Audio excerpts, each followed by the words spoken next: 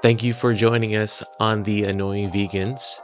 We bring you perspective, validation, and laughs. And today, I am not joined by anyone.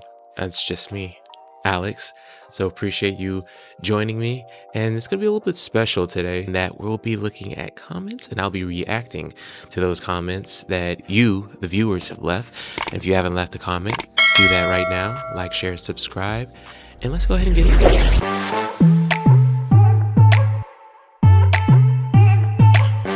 Did you know that pesticides are tested on dogs every year? Okay, what? All right, Brian. Pesticides are tested on dogs Every year. I'm confused. Okay, so I guess he's saying that there's animal testing on pesticides, or are they saying the dogs run through fields that have pesticides in them? Regardless, so what's the argument? I would say to that, I mean, pesticides are pretty much all around us. So there's some level of pesticides that are being exposed to dogs. Not to say that we should be exposing our dogs to a bunch of pesticides and a bunch of harmful chemicals. I don't know. It's kind of hard for me to respond to something that's just kind of like a matter of factly, like without much like sources or anything like that, without like any argument. But I'll say, yeah, I mean, there's a lot of us that are exposed to pesticides, including dogs, including other animals. Our goal as vegans is to reduce as much as possible those any type of exploitation, any type of harm to ourselves and other animals. So I'm definitely not for pesticides to be blasted in dogs' faces, Brian. But I appreciate you bringing that up to us and letting us know. If you go to Brian's profile, his about me says not vegan. So he is. Oh, that's his. So his shtick is being not vegan. Exactly. Okay. Well, his about me basically says I think not we vegan. understand where Brian is coming from. I didn't want to tell you that until after you responded, though. I know. It's okay. So on the news video we just did, Tina Gritton says, "I'm a Christian vegan and I know about this scripture." Remember the scripture we're talking about? Oh, the one we just did? Yeah. Yeah. Adam and Eve also only ate plants until they sinned.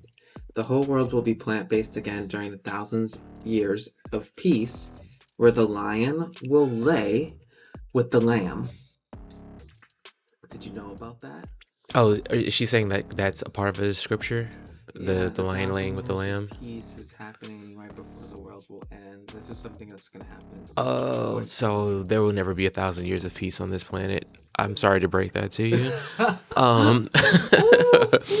But it's very that's nice to think about.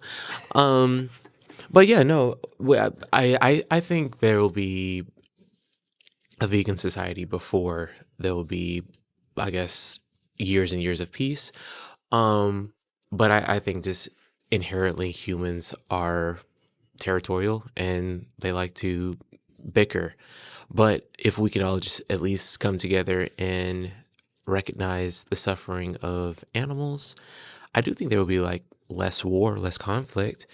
But between ourselves, and that's why I don't think there ever will be 100% vegan world. Like I said, again, it's nice to think about, but there's just a lot of messed up people in this world, and it's our duty as rational thinking, empathetic, knowledgeable human beings to do our best to influence the others like us, and those who just can't learn or can't obtain knowledge, can't obtain empathy. I mean, there's just no hope for those people. But I think the vast majority of us can. And that's why I think eventually the majority of the world will be vegan. 1,000 years of peace, highly unlikely. I definitely think there will be a nuke before then. Favorite realtor Jen says, "Such a great episode," referring to Courtney's episode. Courtney's a wonderful human, and we are now one of her favorite channels. Subscribed. Courtney was amazing. I didn't expect for her to be so personable, so happy, so bubbly. You see it on social media, the people and kind of you feel as though that there's somewhat of an act. But with her, I didn't feel like that. I felt like she was being very genuine, and she made it very easy for us to ask her questions. And she was very open and transparent with her dealings, and as far as within her business and obviously in what she does. So I appreciate you commenting and letting us know you enjoyed that episode. Hopefully, we get to meet with Courtney again and, not just interview, but maybe other business opportunities as well. So stay tuned. Yeah, we're trying to expand and promote the vegan community where we are and across the world. So stay tuned. Frank My Fitness, in response to our interview with Victoria, says, "Wow, Victoria is so informed. Loved this episode." Yeah, Victoria is amazing. She's her knowledge of locally within the community, her knowledge of vegan spots and like amazing places to eat. She knows it all, and very smart, very funny, and she's another guest that I'd love to have, and we'd like to have her back and interview as well. And again, that's another opportunity for us to engage with our community. And she's from the episode, one of our loyal listeners / watchers, and we appreciate her and we appreciate everyone listening and watching. But her feedback was very helpful for us because it definitely helped us in kind of determining what kind of topics we should focus on, but also what our audience is expecting from us. So yeah, I love that episode. God, it feels like so long ago. It kind of was. Was it? Yeah, it was. So yeah.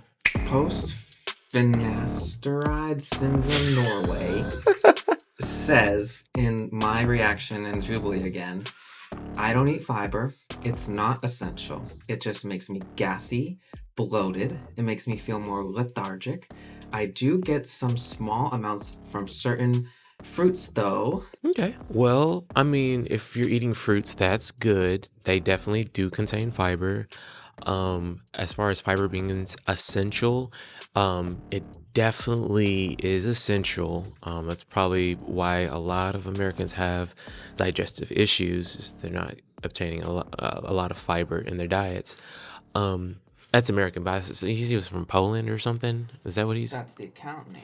Norway. Oh, Norway. Norway. That's the account name. Oh, they don't have a lot of fruits up there anyway. Yeah, no. Fiber is like huge. Especially if you're more in the health realm of taking care of your body, I think if there's one thing I would recommend people to do, even if you aren't vegan, is to just up your fiber intake. And I think a lot of people will actually get a lot of health benefit from that instead of having things kind of weigh on you. Eating more vegetables, eating more fruits, fibrous greens, leafy greens will definitely help. It is, like I said, it's essential as far as your digestive health. I don't think there's like, will you die just from not having fiber? No, but will you die from having a blockage due to no fiber? Maybe. I'm no doctor, but fiber is good for you. Eat more fiber. Everybody, that's everybody. And, especially, I don't know, how do people in carnivore diet get fiber? Do you think it's better to kill one cow per year or kill thousands of small animals for grains and vegetable production? My relatives buy a whole cow for a year and just live off that. I want to do that later in life when I have the money. Also, what vegan foods are what vegan foods are the least harmful for animals you know? Fruits? Vegan food are the least harmful for animals I know. Fruits. Oh, that I know of, maybe. I guess if you're going to feed it to animals. Okay, so one cow versus thousands of whatever. I think you're talking about insects. Oh, insects instead of That's animals. conversation again. So A lot of that them doesn't are make bad. sense. It's a circular argument, but it's not that. So one cow doesn't just exist and have sustenance from air. you need to feed that cow. You need to give that cow substance for it to give you substance. So thus, anything you give it, which is feed, which is probably going to be some type of soybean. I think about 80% of the soybean production in the world is used for cattle and livestock. So you're essentially still supporting the, I guess you would call it, death of thousands of small animals or small insects if you just have one cow a year. So what you could do is you can kind of cut out the middleman, don't eat the cow, and maybe just grow your own vegetables and grow your own fruits. That's an option as well. You can control your pesticide intake, and you can control what animals you kill or not. So if the option is to getting one cow or killing thousands of small cows, maybe there's another option of just growing your own fruit and vegetables. This video is everything. I was rolling my eyes so hard at the carnivore and omni foolishness. They came in with the facts. Awesome job. Yeah, one thing I like about the vegan lifestyle is we have a lot of facts to back us up, a lot of science, and a lot of science that's not paid for by big corporations and industries like the dairy industry or the meat industry. So science, it's mostly by smaller, more independently, you know, source as far as more independently owned or not as connected with industries like schools and like small farms and co-ops like that. So yeah, it's great having facts on your side and being able to let the world know that there are better alternatives and better options out there. You don't have to value animals as much as humans in order to value them enough not to kill them when it isn't necessary. Yeah. If there's a shorter way to say that, I can get a tattoo of that. That's pretty. I like that message as a whole. Okay, and by the way, I forgot to say the name, but Tofu Tao said that. So if Tofu Tao can. Tofu Tao. Ooh, Taoism. Is that T-A-O? T-A-L. Oh, Tao. Oh, Well, we okay. can ask Tofu Tao to shorten it up. Maybe you can come up Breathe with it. Oh, we can. Yeah, get that abbreviated. Koso Sissy, same video, says mosquitoes eat us. And somebody responded, Emarjar, yes, we were made to be their blood supply. Yeah.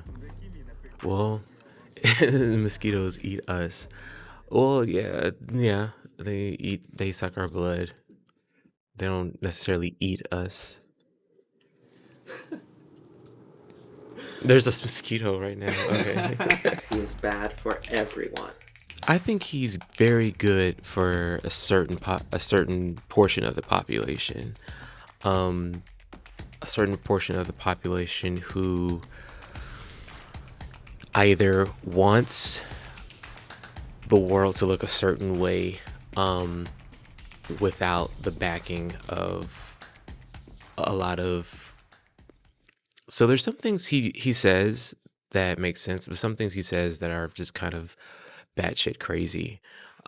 His view on immunization is kind of crazy. It's caused some deaths in Africa, and I think a lot of what he's saying now in regards to the measles outbreak, I think he just now kind of come out in support of certain things like that. But I feel like we're gonna get tagged on this video talking about controversial things. But anyway, overall, like I said, everyone, I think right now, especially with RFK, he has a goal, and we have to understand that people in government may not always be looking out for your best interests. So I encourage everyone to do their research, make sure their research is solid, and make sure their research includes a lot of not just like one study across, make sure that they're, studies that have, they do, I guess I forgot what it was called, but basically where they sample a lot of different studies and just make sure everything is looking as best or as true as possible. You can't go off by what one person says for your health. You have to do what's right for you, but also make sure whatever you're doing is in your best interest. Helena Berg, I'm going to read the whole thing. Putting conservatives and far-right politicians in government, even some of them calling themselves partly vegans, does not mean any good to animals or nature, and this is my experience from my country. Conservatives mean more officials' fake rapport to favor animal agriculture, more money to it, and also pandemic risk for farming and more licenses for hunting. Even endangered species, allowing new species to be hunted. They love the word self-sufficient and security of maintenance. Those words allow them to export meat to other sides of the world. They never say it's for the money, power, and saving animal agriculture. They lie to people if they think it's for them. Anything animal agriculture can imagine wanting will be granted to them, because far right depends on rural votes.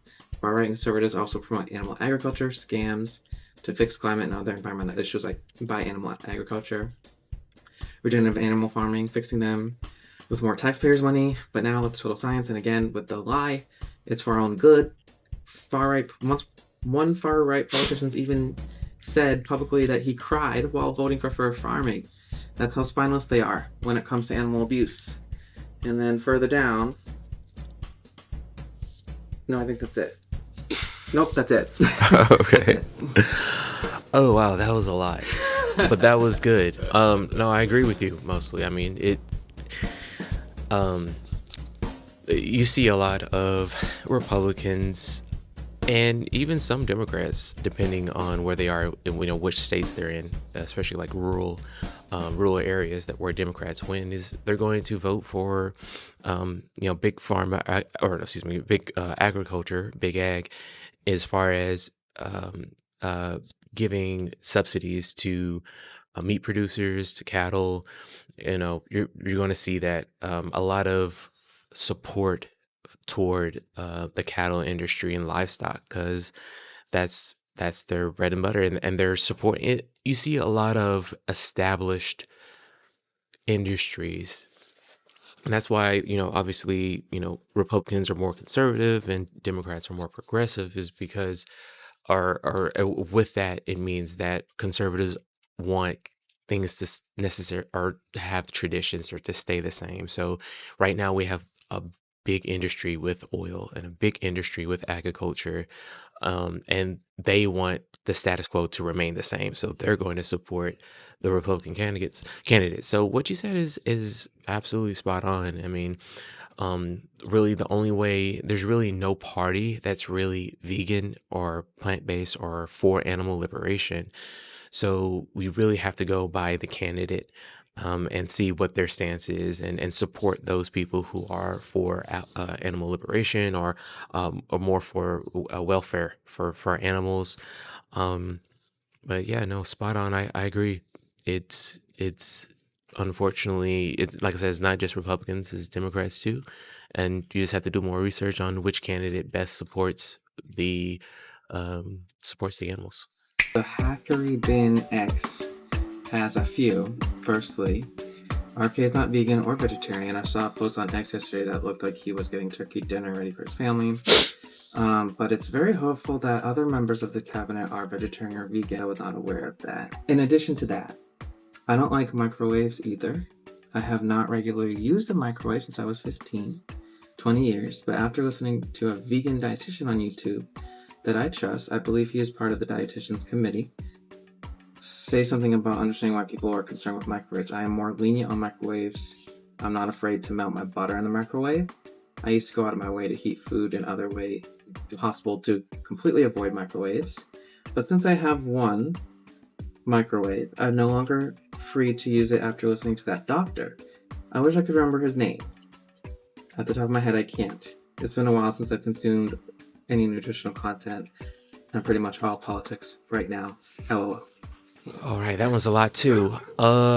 So yeah, as far as Tulsi Gabbard, I do think Tulsi Gabbard is vegan leaning, and She had she's some vegan posts on her IG. yeah, she had some videos where she was like posting some more plant-based dishes. So it's really hard to say who's truly vegan and who's not, but it appears that she might be vegan. But then again, that doesn't mean anything if she's willing to help spread certain propaganda that could be detrimental to a democracy, and letting us, the people, decide how we want to be ruled and what we want for our food, and what we want for us as a country. But as far as the latter part, as far as microwaves, um, there's nothing wrong with microwaves. Oh shit. Millions of people have used microwaves, and if anything, our life expectancy has gotten longer. Now, that's not to say it's because of microwaves, but there's the microwaves. I mean, obviously, you don't want to microwave yourself, but microwaving food, there's been absolutely no study to show that's anywhere near harmful for our bodies. They have one more. Sorry to spam you with comments, but I have another one. There were a lot of people talking about how pushy the government was for the vaccine for, I don't think we can say the word because, yeah, Mm-hmm. the pandemic. Mm-hmm. There were a lot of talk about immune system support, letting the virus run its course, natural immunity. People were trying to talk about it. The people who were trying to talk about it were being silenced, ridiculed in one way or another. If my partner and I were not just starting to talk about having kids when the whole thing started, I probably would have gotten the vaccine at some point. I wouldn't have gone out for it immediately. I would have waited a little bit. I wasn't about to purposely put something in my body that I'm unfamiliar with, well prepared to have a kid or actually being pregnant. After everything I've heard about the vaccine themselves and the shady practices of the companies who made the vaccines, I'm glad we chose this time to have children so that I didn't get into putting that crap in my body. I'm definitely for, obviously, personal health and autonomy. So if you decide to do with your body as you wish, as long as it doesn't hurt anyone else, then I'm okay with that. And I think the biggest argument during the time that you're speaking of was that, yes, you cannot get the vaccine, but also you could also be putting others at risk when you go out. So I think a lot of the times, and what I like to do is, whenever there is a crisis or some type of tragedy, you're always going to hear the extremes very loudly, because everyone's kind of panicked and scared, and they want to know like what's going to happen. And what is most desirable is to hear, you know, the extremes. Like, people don't want to hear, if we take this one step at a time and do things right, everything's going to be okay. People want to hear, oh my God, the vaccines are going to kill us, or oh my God, the vaccines are going to save us. Well, there's with anything, there are going to be some good and there's some going to be some bad. So during that time, I think a lot of people, or during that time, I think that the media definitely did kind of hush, or at least try to ridicule those who were against the vaccine, saying that there are a certain kind of people, a certain kind of way, and really dismissing why they had an issue with the vaccines. Like, there's definitely um, uh, there's definitely cause to be cautious for certain companies that make vaccines, because of what we hear that they've done to certain populations in America, but also other countries, where tainted vaccines were given out, or tainted formula or tainted medicine were given out to other countries. So there's definitely, you have every right to be hesitant on what you put into your body, especially if we're not so knowledgeable on what a vaccine, like what's in the vaccine. So yeah, at that time, it was really one of those, you had to kind of proceed at your own risk type of things. But that's pretty much life. And as long as you're not hurting or harming other people, it sounds like you made the decision that was right for you and your family, and you feel good about it. And that's ultimately, it sounds, that's what it's about, just making sure you are okay and your family's okay, and that you're not hurting or harming anyone else. But I agree. It was, at the time, you definitely kind of felt like the world or the media was leaning one way, when it was like we needed a more measured approach. And I feel like we need a more measured approach on a lot of things in this world. But like, again, it's always going to be the extreme. You're going to hear about the extremes on each side. So On the Lizzo video, somebody said, I eat ribeyes every night. okay. Well, you eat ribeyes every night. I mean, that's your choice to do so. I mean, at the end of the day, it's you who are gonna have to live with, you know, the decisions you make, and hopefully you're doing well. I wish you well. I wish you well. On the same video, Brain Fry says, I just came across your channel, loved the content. Keep it up, my dudes. Thank you. Appreciate you watching. Definitely do subscribe. Let us know. Comment on our other videos. We want to hear from our fans, our listeners. We want to know what we're doing right, what we're doing wrong. Don't be afraid to reach out. Let us know. And any social media, Spotify, iTunes, YouTube, Instagram. On your watermelon challenge video, Schmuck Canuck.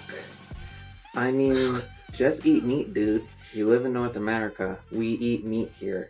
You're welcome to live on Native American land, but your racist ass needs to stop trying to destroy our culture. Go home or embrace meat. I don't understand. Okay. All right. I'm gonna try to break this down. So I'm I'm allowed to live on Native American land, which is America. But Indian told me to go home, which I was born in America. And I was literally home when I filmed that. So listen, yeah, it you can eat. Listen, meat eaters, you don't have to watch our videos. You really don't. Or if you watch our videos, you don't have to be mean. Like, understandably so, you make the choice to have your lifestyle, and I have the choice to have my lifestyle. Um, I don't really engage with the hate, but I understand that the engagement. I'm learning that the engagement with the hate does help with helping people understand where I'm coming from, and it may even help me where you're coming from. So, um, I have eaten meat for a majority of my life. I know how it tastes. I know what it does to my body, and I'm now choosing not to eat meat. So there's nothing wrong with that. On the Lizzo preview short, for someone, my cat stolen my baked beans says, for someone that worked at a factory at Beyond Meat in Columbia, Missouri, let me say, do not eat that stuff in all caps. Brought it from pea protein powder to a burger, crumbled chicken, etc., etc., 2 to 3 more times to get it like that. They insta-freeze it with gas, and that can make dry ice. We have a waste depot area right for outside for the garbage man to grab. Nothing comes to eat our waste. No flies even want it. I bought one patty home, put it in an anthill, and they didn't even recognize it as food. They dug through it instead. Your body will not recognize this as food. Even my pet rat won't eat it. Either. If ants and rats won't, I'm definitely not going to. Got any questions? I'm here all day. All right. Well, I appreciate the feedback. I will say that Beyond is formulated for humans, and it's not meat. And so ants, rats, whatever other type of animals you try to feed Beyond to, more than likely won't like it because it wasn't formulated for them. Now, that being said, I definitely recognize that Beyond is not the healthiest thing, but there are also things that aren't necessarily classified as healthy, or excuse me, there are things that are classified as healthy that other animals wouldn't eat too that we eat. So, if you give if you try to feed an ant, I don't know, like some type of vitamins or something like something formulated for humans that we take as being healthy or trying to be healthy, they won't eat it as well. So with everything, take a measured approach. Beyond is definitely very much processed, but at the same time, it's very much a healthier alternative, better alternative for the world, for the earth, for the animals, rather than eating meat or any type of ground beef. Definitely, but I do appreciate that feedback as far as like your experience, your first hand experience working with Beyond or the Beyond factory. I've also seen I've seen slaughterhouses as well, and I've seen flies eat the carcasses of dead animals at the slaughterhouses. So the fact that flies aren't eating Beyond Meat does not bother me. But thank you for that info. On the Vegandale review video, Sentient Goose says, just go support local vegan restaurants. This seems like hell on earth. The vendors have to pay to be there, and they get 30% of the profits of the event, and you have to pay for the privilege of getting through the gate, and you have to buy another ticket to hear the music. This is another classic 2024 scam fest, up there with the Willy Wonka event and the Bridgerton Detroit experience. Okay, it depends on how you feel about just festivals and stuff like that. Like, yeah, you can go support the vegan restaurants, but the vegan restaurants are going to Vegandale so they can get more people to go to their vegan restaurants. So if you already go, so Vegandale is what is not necessarily for vegans, it's for non-vegans. So to get them more exposed to the food, the culture, the lifestyle, whatever it may be, the products. So if you're already vegan, definitely just go ahead and support your vegan restaurants. You don't have to go to Vegandale, but Vegandale is more of an outreach marketing rather than it is, just for vegans or, to go.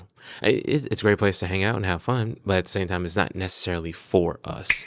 Over on Spotify, in response to the Alli interview, Dylan Gabriel says, thanks for this informative interview.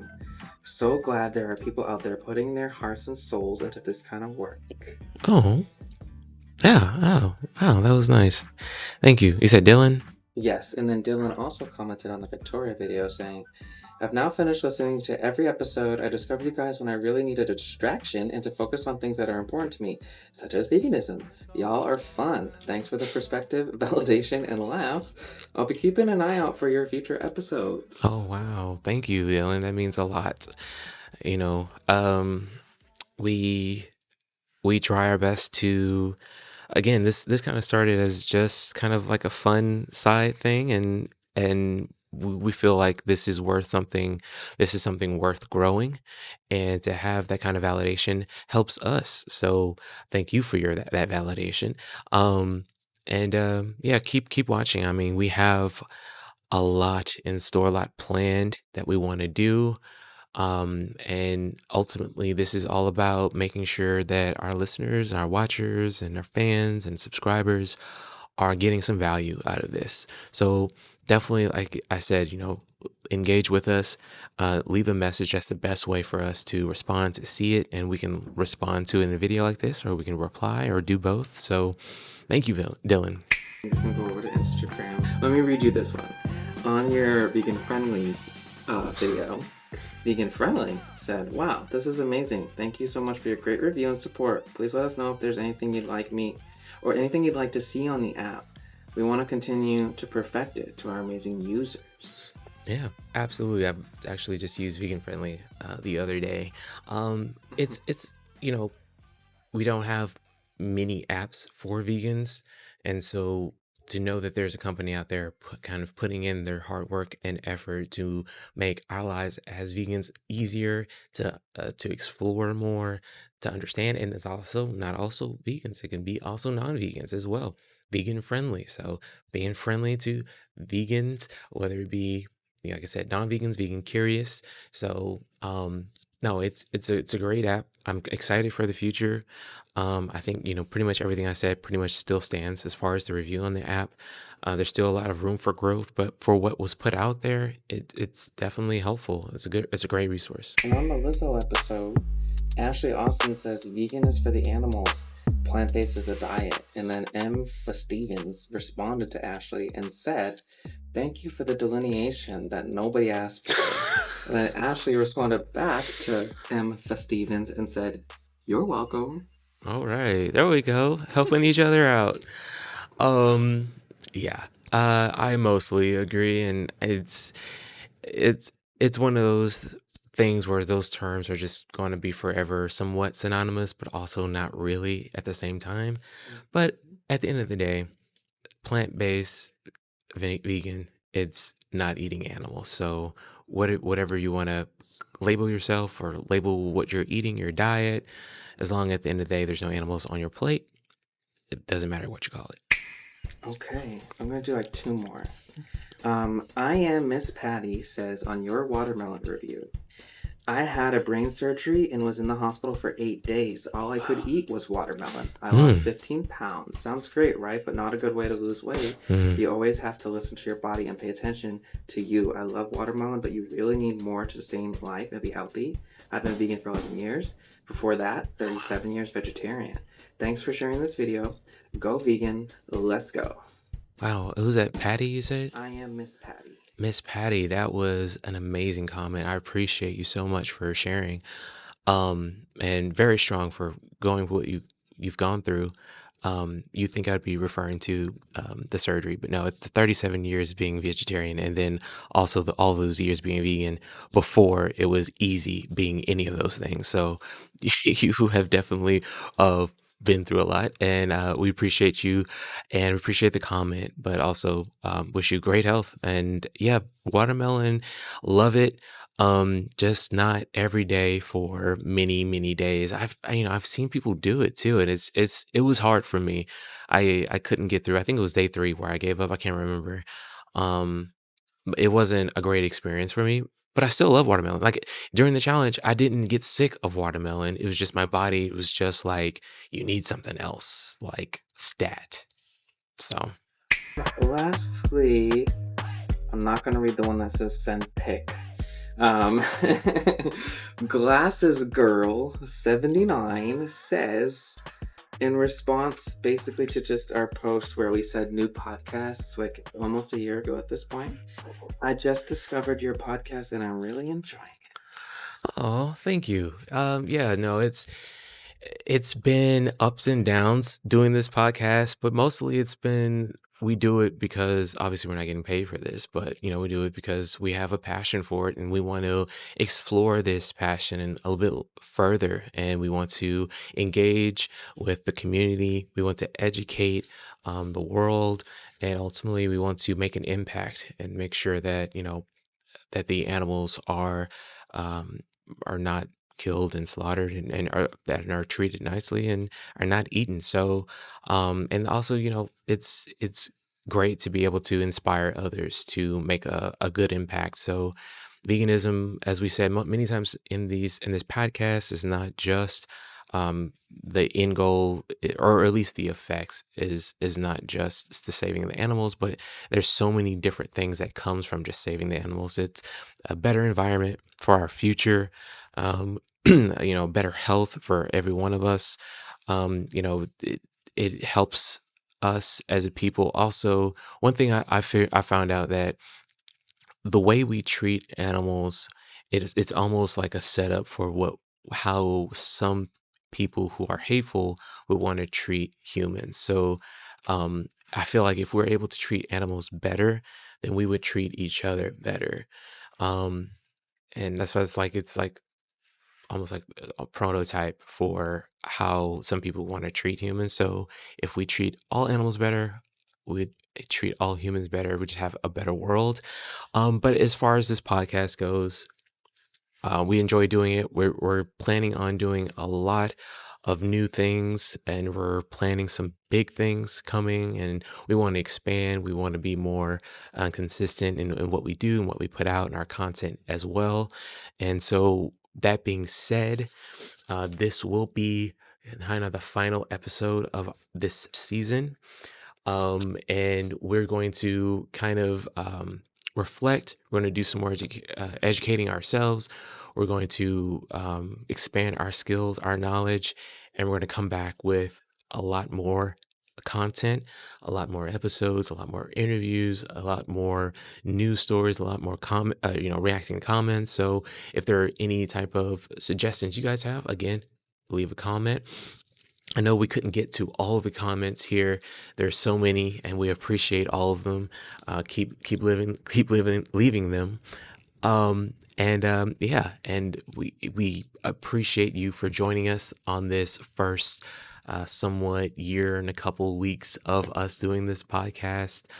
From Mike, from myself, we appreciate you. We love you. Continue to spread love and joy to others, and be an example for others as far as living your life and being vegan and helping the animals. So thank you again for watching The Annoying Vegans. We will see you very soon. Peace.